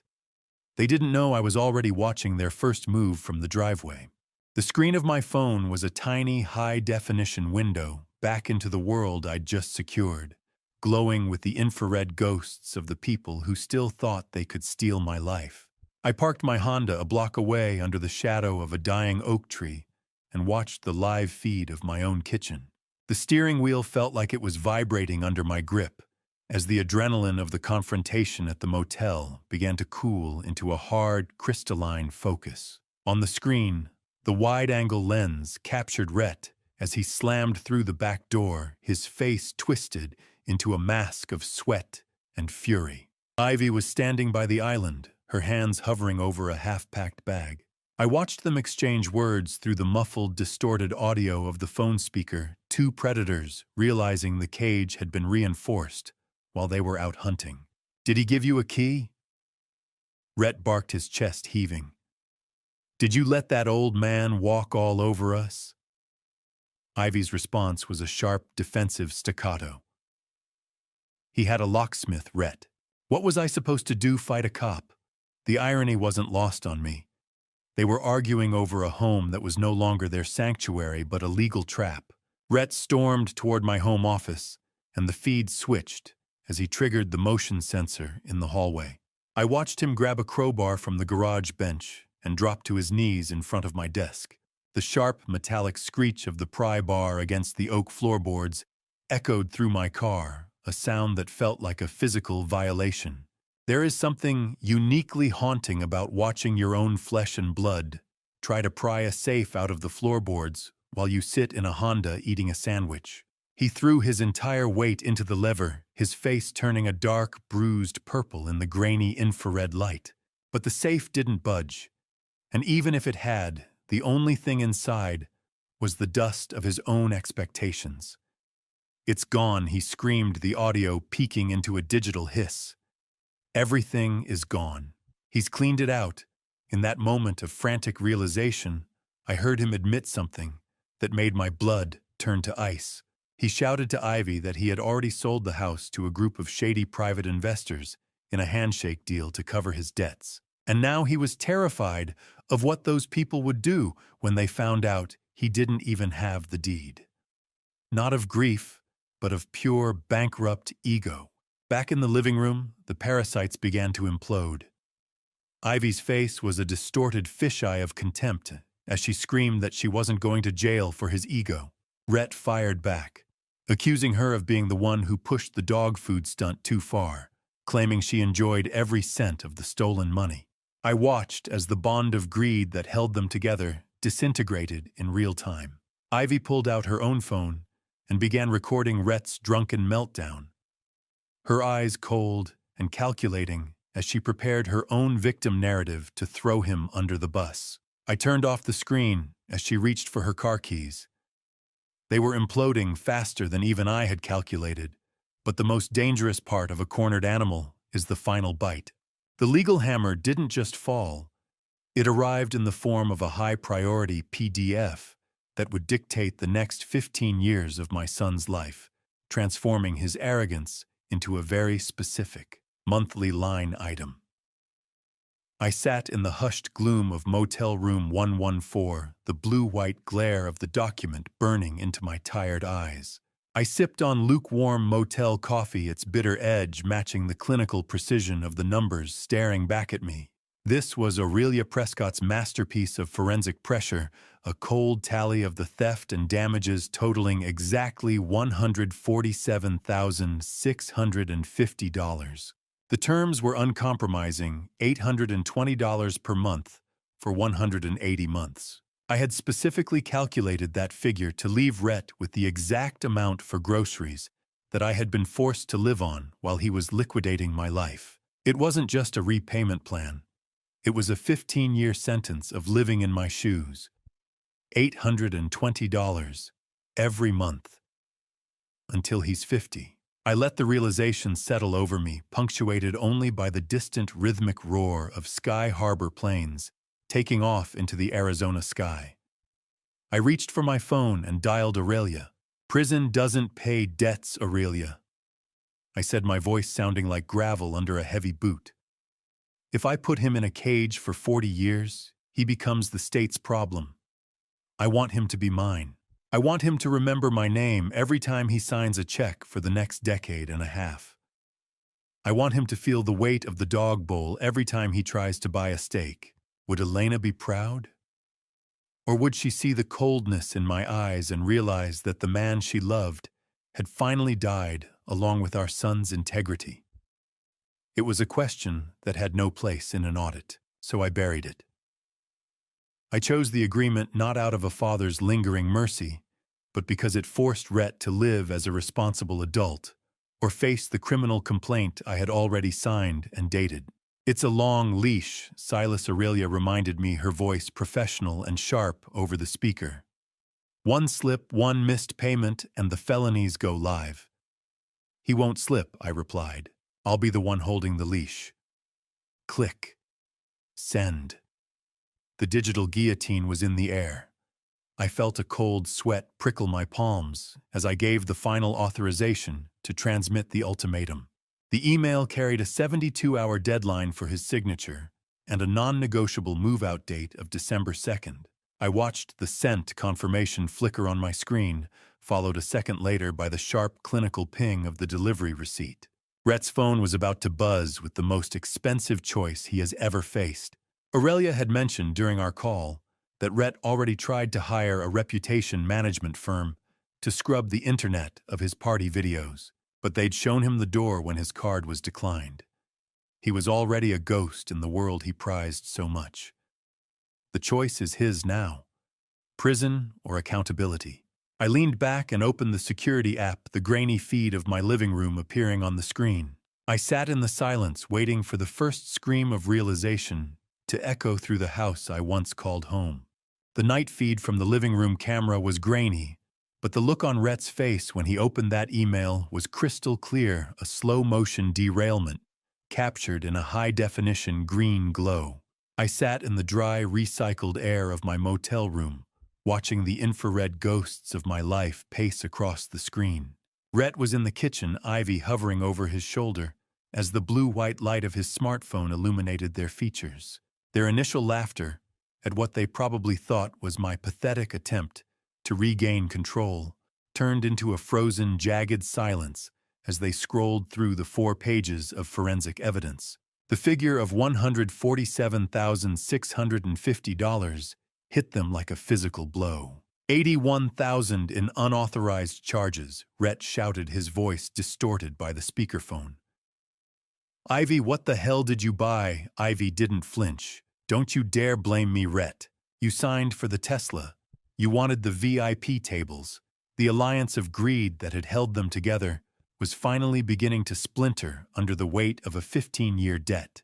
I watched with a surgical focus, feeling a deep sense of analytical satisfaction as they realized the influencer lifestyle they had built on my back was officially over. Have you ever seen the exact moment 2 parasites realize there's no more blood in the host? They don't mourn the host. They eat each other. Ivy was the first to pivot. I watched her through the living room camera as she realized the restitution agreement included a provision making her civilly liable as an accomplice if Rhett defaulted. She turned on him with a venom that made me wonder if she had ever loved him at all. "You're a loser, Rhett." She spat her face a contorted mask in the fisheye lens. "You couldn't even drug an old man correctly. You let him wake up." Rhett's frantic, heavy breathing filled the room as he realized Ivy had already been searching for apartments for herself on her phone. "I'm the loser. You're the one who sold my mother's jewelry." I watched Ivy secretly photograph Rhett's private journal when he turned his back to Pace. She was looking for leverage to trade for her own immunity with the district attorney. The night descended into a frantic, disjointed chaos. Ivy threw the remote control at the television. My television, and the high-pitched shatter of the plastic, was the only sound in the house for a long minute. Crash. The remote hit the wall. The screen went black. Their future was following suit. Rhett spent the next hour staring at Elena's photo on the mantel, his expression flickering between a hollow guilt and sheer terror. I noticed through the kitchen audio that Ivy had been hiding a secret bank account with $4,000 she had siphoned from my grocery money over the last year.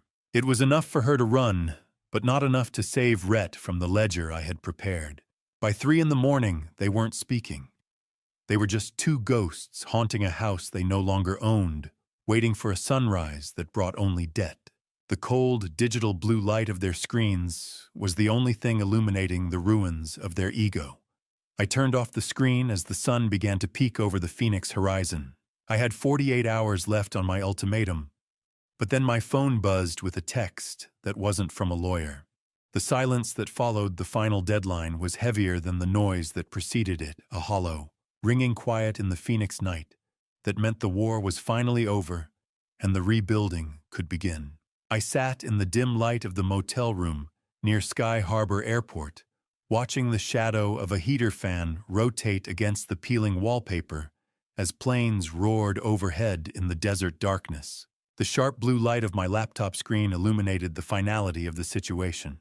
At exactly 12:01 a.m. on December 2nd, 2024, 1 minute past the 72-hour deadline, I had imposed a notification pinged through the dry Arizona air. It was a DocuSign confirmation from Rhett's appointed legal aid in Phoenix. He signed. He actually signed. Every page was initialed, every predatory clause accepted, including the 15-year restitution schedule of $820 per month and the mandate to vacate the Arcadia property by sunset today. I also made sure the agreement contained a specific clawback clause under Arizona contract law if Rhett ever mentions my mental health or uses the word dementia to anyone again. The entire $147,650 becomes due in a single lump sum. I wanted to ensure that the lie he used as a weapon would become the very thing that bankrupts him. I leaned back in the creaking chair, feeling a victory so hollow it felt like a cavern opening up in my chest. Victory in family court isn't a trophy. It's just a smaller pile of rubble than the one your opponent is sitting on. I reviewed the final terms one last time with clinical detachment. Rhett was currently being processed for release at the Phoenix Police Department on trespassing charges after his failed attempt to break into my home office. Those charges would only be downgraded to a civil infraction if he followed the timeline and cleared out by 5 o'clock this evening. A signature doesn't fix a soul, but it pays the property tax on $650,000 of Arizona real estate. The man who signed that paper isn't my son anymore. He's just a debtor whose legal acknowledgement is the only thing standing between him and a Maricopa County cell. Ping. The document was complete. The boy was gone. I began packing my suitcase, the tactile snap of the latches sounding like a period at the end of a long, painful sentence. I checked the surveillance app one last time. The Arcadia house was a tomb. Ivy was long gone, fleeing back to her sister in Scottsdale, but she hadn't left without one final attempt at larceny. I found an urgent email from Bianca informing me that Ivy had already listed the Tesla on a Phoenix area auction site. Since the car was in my name, I had to spend the early morning hours filing a theft report with the Phoenix PD and a cease and desist to stop the sale. I packed my original property deed into my go bag right next to the framed photo of Elena taken in our backyard against the Camelback Mountain backdrop. I took a deep breath of the cold, dry motel air, preparing myself for the last mile across the Phoenix sprawl. The driveway was littered with the remnants of a life that was never really mine to begin with. Discarded Amazon boxes, a broken high-end blender, and the heavy, oppressive silence of a neighborhood that had seen too much. I sat in my Honda, 3 houses down, the cold, heavy weight of the binoculars against my eyes as I watched a beat-up U-Haul van idle in front of my home. The rumble of the engine was a low industrial growl that punctuated the suburban afternoon. I observed Rhett struggling alone with heavy plastic bins, his movements sluggish and devoid of his usual performative energy. He looked smaller, his shoulders hunched under the weight of his own failure. For the first time, he just looked like a man who lost. I noticed he was wearing the cheap, worn-out sneakers he had when he first moved back in. He had seemingly sold or lost all the designer shoes my siphoned money had bought him. There was no sign of Ivy Sterling. The Tesla remained on the lawn like a beached whale, dead, and waiting for the tow truck I had already summoned. Rhett made several trips to the curb, tossing out items I recognized as Project Legacy props, expensive outfits, ring lights, and stacks of fake business documents. Is it possible to win a war and still feel like you're standing in a field of glass? I watched him stop at the edge of the property, staring back at the house for a long minute. It was the look of a man realizing he didn't just lose a roof. He lost the last person who believed in his potential. "It's not your museum anymore, Rhett," I whispered to the windshield. "It's just a house." The sun was setting low over the suburban rooftops, casting long, sharp shadows that seemed to reach for him like dark fingers. Before climbing into the U-Haul, Rhett walked toward the small stone alcove where Elena's favorite garden statue stands. He placed a small velvet item on the stone and bowed his head, his lips moving in a silent apology that only the security cameras and my lenses caught. I didn't need the word. I needed the weight of it to be real. The engine turned. The van pulled away. The silence returned, but this time it was clean. I waited until the taillights vanished around the corner before I finally put the car in gear. I drove to the house and walked straight to the garden altar. My heart hammered as I reached for the item he had left behind. It wasn't jewelry or a key. It was the first accounting trophy I had ever won, a small gold-plated figure I thought had been thrown away years ago during one of Rhett's cleaning phases. I held the old trophy in my hand, the gold plating chipped and dull, the base rough and familiar. I realized that while he had returned a fragment of the past, the future was still a house I had to learn to live in alone. I stood in the lengthening shadows of my own lawn, gripping the only thing he hadn't destroyed, feeling the bite of the winter air on my face. The house was cold when I finally stepped through the front door, a shell of a life that needed a new heartbeat. But for the first time in 2 years, the air didn't taste like Benadryl and lies. I stood in the foyer, the silence no longer heavy with the threat of a looming party or the vibration of a technological predator. I had already signed a new will that morning, leaving this entire house to a local Phoenix charity for elder care. It was the final ledger entry of my independence, ensuring Rhett could never inherit the property he tried to steal. Out with the rot. In with the silence. I moved through the rooms with a box of heavy-duty trash bags, stripping the house of the Project Legacy influence with a rhythmic, clinical efficiency. I threw away the remaining ring lights, the half-empty bottles of expensive liquor, and the lingering, cloying scent of Ivy's perfume. I spent an hour scrubbing the kitchen counters where the dog food bowl had sat, reclaiming the space inch by inch until the granite shone under the Arizona afternoon light, streaming through the windows. Have you ever scrubbed a floor until your knuckles bled, just to make sure the ghost of a person you used to love was finally gone? It is a purification that no priest could provide. I returned to my office, the air here smelling of old paper and the cedar I loved, with the faint scent of desert sage from Elena's old bowl by the window. I placed the chipped gold accounting trophy back on its rightful shelf next to the files of my real honest clients. The weight of the property deed in my pocket no longer felt like a burden. It was a foundation. I opened my phone and deleted the surveillance app, choosing to trust my own walls again rather than digital ghosts. I sat in my leather chair and looked at the empty desk.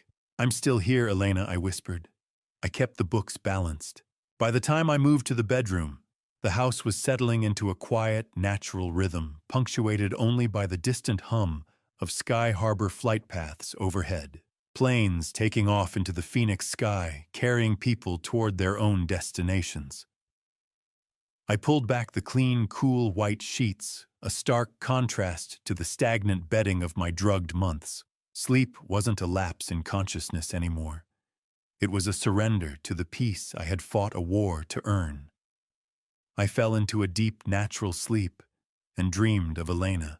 She was standing in her desert garden beneath the shadow of Camelback Mountain, looking at the restored stone altar where the flowers were in full, vibrant bloom, beryl, cactus, desert marigolds, and the ocotillo she loved. She didn't speak, but she smiled at me with a warmth that traveled through the years. She handed me a fresh, unchipped ledger, signaling that my debt to the past was finally settled. But in the dream, her smile shifted. She wasn't just looking at me. She was pointing with a gentle hand to a hidden compartment in my desk, a space I had never found in 40 years.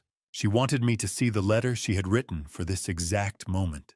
I woke up with the sun hitting the pillow, the dream of Elena still warm in my chest, and a sudden sharp memory of the desk drawer she had pointed to. The future was still a house I had to learn to live in alone, but for the first time, I had the key. The morning air was crisp, tasting of autumn and the absence of tension as I stepped onto my porch to reclaim the sidewalk from the junk Rhett had deemed beneath him. I moved with a deliberate pace, my joints feeling the cold bite of the late November wind, but my mind was clearer than it had been in years. I began sorting through the trash piles left at the curb, the rough texture of cardboard trash boxes scraping against my palms. I found a discarded project legacy planner, its pages filled with the scribbled logistics of my own erasure, and tossed it into the bin with a sense of finality. As I worked, I felt the eyes of the neighborhood on me. In the past, that familiar suburban weight felt like judgment, but today it felt like a quiet curiosity. "I'm not hiding anymore," I whispered to the empty street. "This is my curb." It was then that I noticed Arthur Henderson crossing the property line. Arthur Henderson, a retired high school principal with a voice like gravel and a heart like a fortress, had lived next door since before Rhett was born. He held 2 cups of dark roast coffee, the rich smell cutting through the cold air. He also told me that he had been holding onto my lawnmower. Rhett had tried to sell it to a stranger on the street months ago, and Arthur had bought it back just to keep it safe for me. "Silas, we saw those people." Arthur said, his steady, age-spotted hands offering me a cup. "We saw the parties. We saw how you looked when you came to the mailbox. We knew something was wrong. You knew I asked." The vulnerable shock of his words hit me harder than the cold.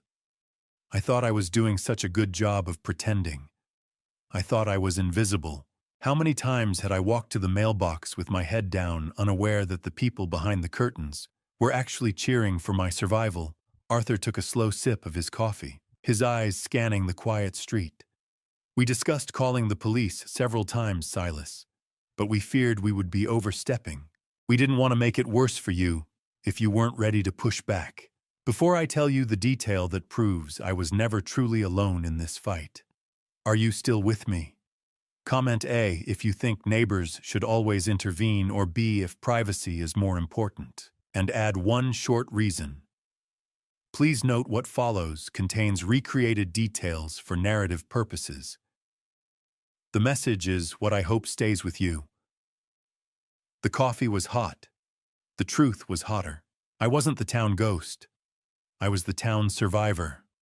Arthur explained that the neighborhood association had actually started a log of the project legacy license plates.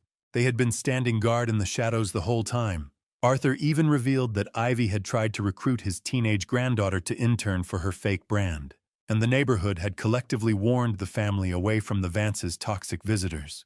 "We were just waiting for you to signal for the cavalry, Silas," he said, with a small, supportive smile. "I didn't think I had a cavalry left."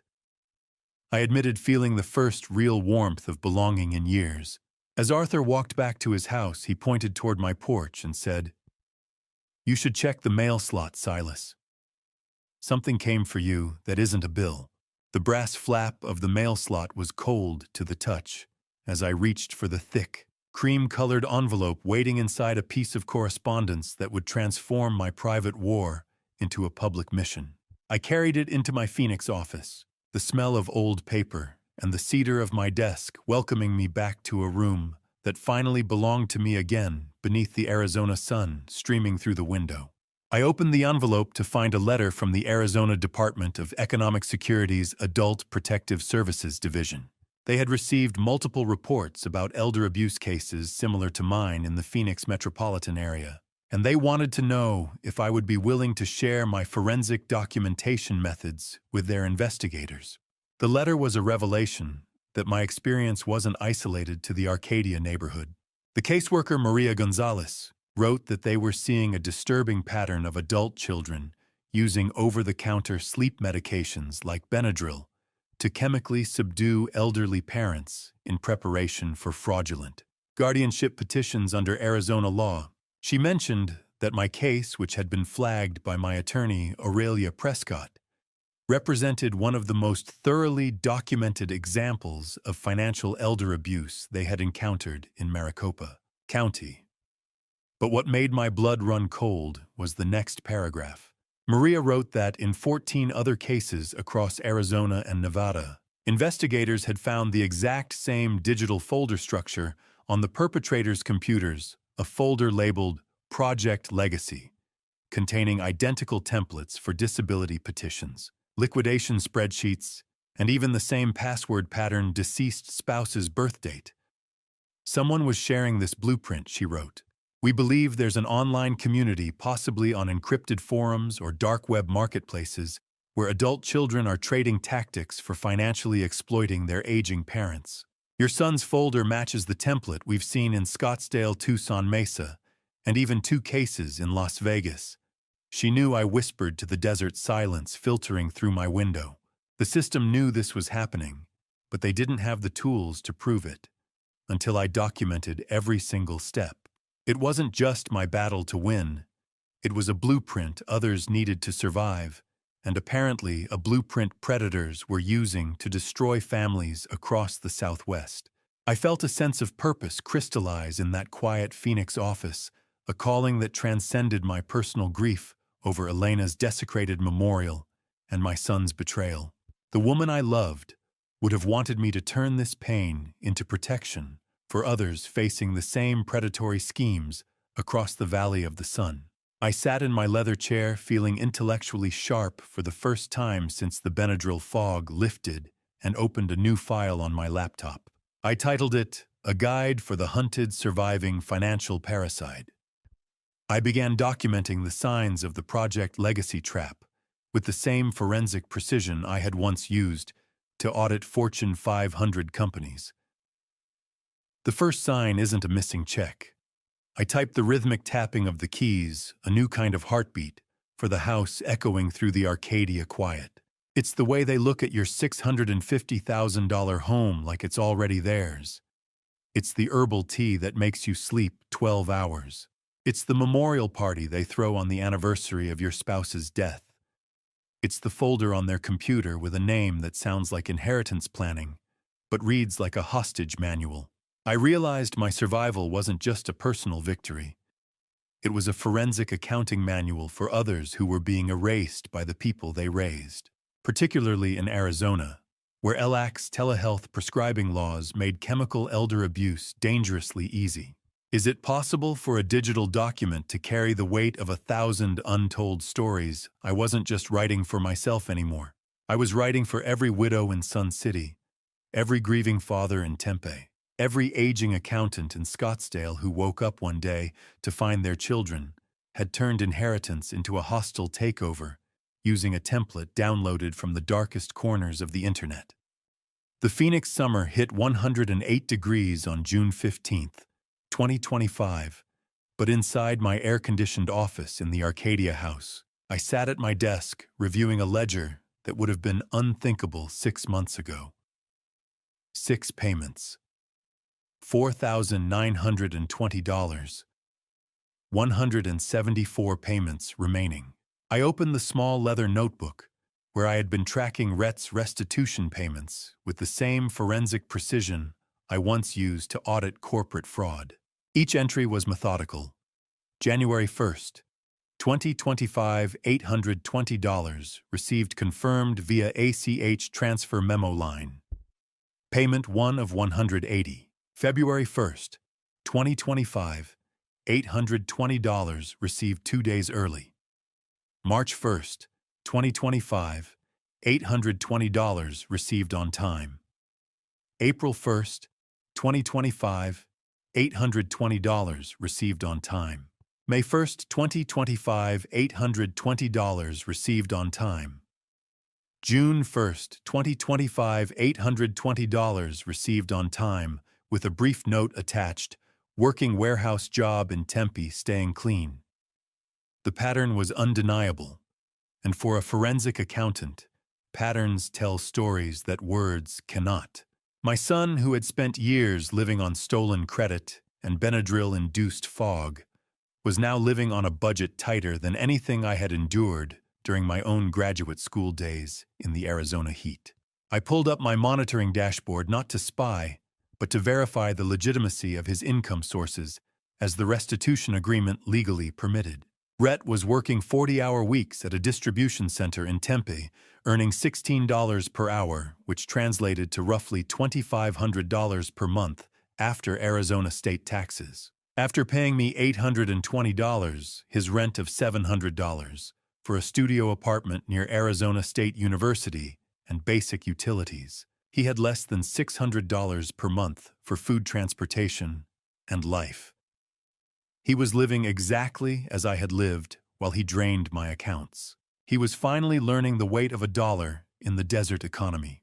I leaned back in my leather chair, the cool air from the ceiling fan washing over me as I considered the most unsettling question of this 6-month review. Was I watching accountability or simply waiting for the inevitable collapse? The guidance counselor at the North Phoenix Senior Center, where I had been volunteering, asked me that same question 2 weeks ago after I gave a presentation on financial elder abuse to a room of 70 anxious retirees. Mr. Vance. She had said, her voice gentle but probing.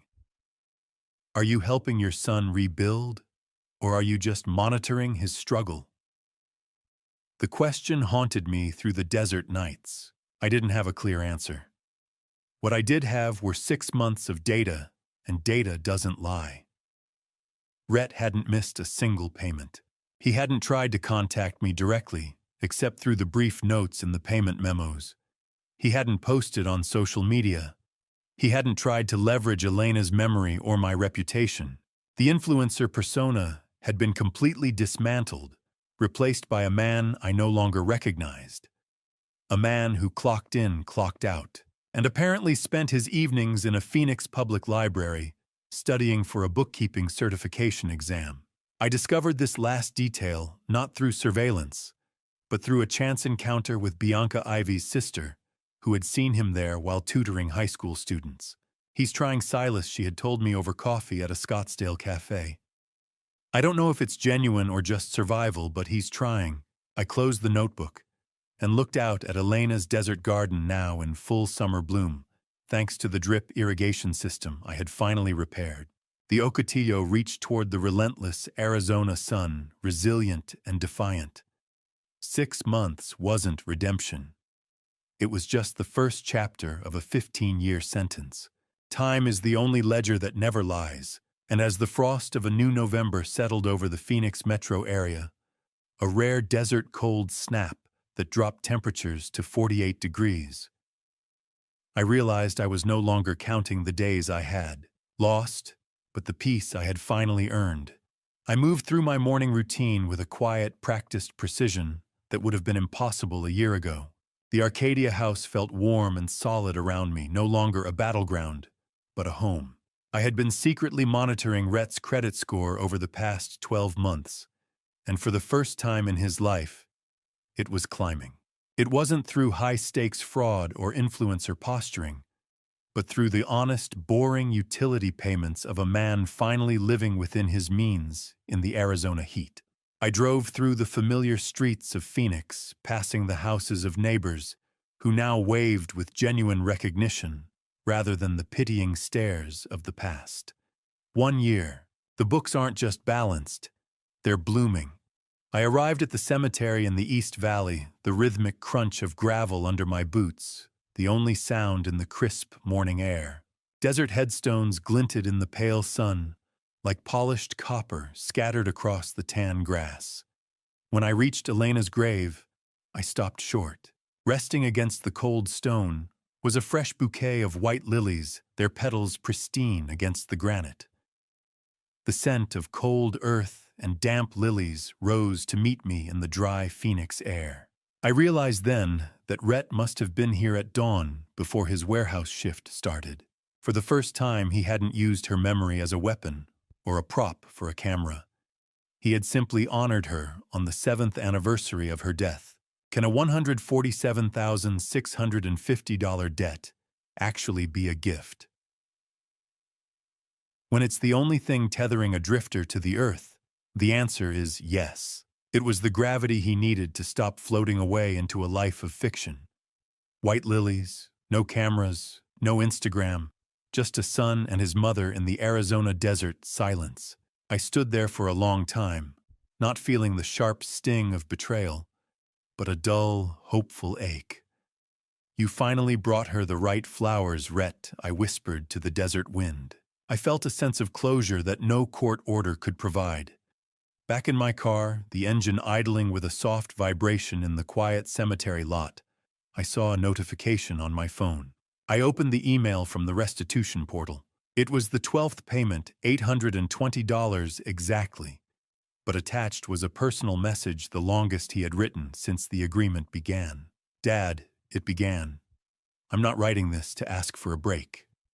I'm writing this because I actually finished the month without lying to anyone, and that's a first in years." He described his modest Tempe apartment and his work at the distribution center, admitting that the debt was the only thing that felt real in his world anymore. He even mentioned meeting with Bianca to return a small heirloom. He had found one of Elena's recipe cards. He'd kept a quiet attempt to mend the community he had scorched. "I'm taking a bookkeeping course at Phoenix College at night," he wrote. "I thought maybe if I understood numbers the way you do, I'd understand why I let everything fall apart. I'm not asking for forgiveness. I'm just asking if you're still reading these." The cursor blinked. I had one final task to complete before the anniversary was over. The Phoenix spring brought temperatures back into the comfortable 70s, and the invitation I sent on March 10th, 2026, wasn't for a home-cooked meal. It was for a small table at a busy Starbucks in central Phoenix, a neutral ground where the history of our war couldn't swallow the air. I arrived 10 minutes early, securing a corner table that allowed me to monitor the entrance. The shop was a chaos of hissing milk wands, burnt espresso, and the sharp scent of generic cleaning spray. When Rhett walked through the door at exactly 2 p.m., I performed a silent audit. The designer jacket was gone, replaced by a plain navy polo shirt with a warehouse logo. The arrogance in his stride had been corrected into a cautious, weary posture. I noticed a glint from his phone as he set it on the laminate table. The wallpaper was a photo of Max, the family dog he had once neglected and used as a prop in his schemes. It suggested a genuine connection to the things he had claimed to lose. "You look healthy, Dad," he said, sitting across from me in the Arizona afternoon light. His hands were rough and work-calloused, a far cry from the manicured influencer I'd evicted 15 months ago. "I am healthy, Rhett," I replied. "For the first time, I think we both are." He didn't lead with a pitch or a grievance. He just sat in the noise of the Phoenix coffee shop waiting for me to speak. How do you build a bridge out of 180 monthly payments and the ghost of a mother's smile? 15 months, 15 payments, 165 to go. I told him that while I appreciated the lilies at the cemetery and the punctuality of his 15 payments totaling $12,300, the Arcadia house remained off limits. The financial restitution was non-negotiable. We were no longer father and dependent. We were two men bound by a legal contract of atonement under Arizona law. I'm not looking for a place to stay, Dad, he said, his voice quiet against the coffee shop noise. I just wanted you to know I'm still working. I'm still here. I passed the bookkeeping certification exam last week. Good, I said. That is the only way this works. We communicate through the ledger and the occasional neutral meeting. He reached into his backpack and pulled out a small, paper-wrapped parcel. It's a book on the history of forensic accounting I found at Changing Hands bookstore in Tempe, he said, sliding it across the cold, smooth surface of the table. I thought you might like it. The title was visible through the thin wrapping, Where the Money Goes, The True Story of Accounting Fraud. I looked at the gift and considered it carefully, the Phoenix afternoon sun streaming through the window. Maybe next year, Rhett, I said, but I didn't push it back across the table. I left it there, a symbolic middle ground. For now, just keep the payments on time and keep learning. No hug, no handshake. Just a receipt for 2 lattes and a future that wasn't for sale yet. I stood up, the vibration of the coffee shop door chime echoing in my ears as I exited into the warm March afternoon. I walked to my car, feeling the weight of the house keys in my pocket. As I pulled away, I realized Rhett didn't have a car. He was standing at the Valley Metro light rail station across the street. I watched him through the window, a solitary figure waiting for public transportation in the Phoenix heat. And for the first time, I didn't feel the need to look away. The Phoenix house was quiet on the evening of March 15th, 2026. But it was the rich, peaceful silence of a sanctuary rather than the hollow void of a tomb. As I stepped through the front door after my meeting with Rhett, the cool air carried the scent of late spring desert blooms and the lemon wax I'd used to polish the foyer. I sat at my clean desk and reached for the hidden compartment Elena had pointed to in a dream so vivid I could still smell the jasmine from her favorite perfume. The drawer glided open, as if it had been waiting for my touch for 7.5 years. Inside, I found a sealed envelope addressed in Elena's handwriting. To Silas, when the house is finally yours again. My hands trembled as I broke the seal. The letter was dated October 28th, 2018, just 18 days before the cancer took her. She had foreseen everything. Silas, my love. The letter began, if you are reading this, it means you survived what I feared most. It means Rhett pushed you far enough that you finally pushed back. I know you're blaming yourself right now. I know you think you failed me by not saving our son from himself. But listen to me, you didn't fail. I failed to see it sooner. I saw the entitlement growing in him like a weed in my garden, and I watered it with excuses because I was dying and wanted him to remember me as the mother who always believed in him. But believing in someone doesn't mean ignoring what they're becoming. The letter went on for 3 pages, detailing observations Elena had made in her final months, Rhett's increasing interest in the house's value, his questions about inheritance laws, the way he looked at her jewelry with appraising eyes rather than sentimental ones. She had even documented a conversation where he asked her about dementia symptoms, claiming it was for a school project, even though he'd been out of school for 6 years.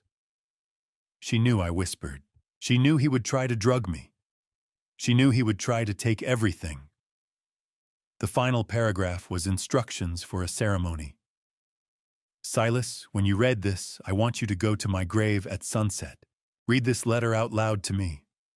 Then burn it and scatter the ashes in the desert wind. Not because I want you to forget, but because I want you to be free from the guilt of the promise I extracted from you in that hospital room. You kept your promise by saving yourself.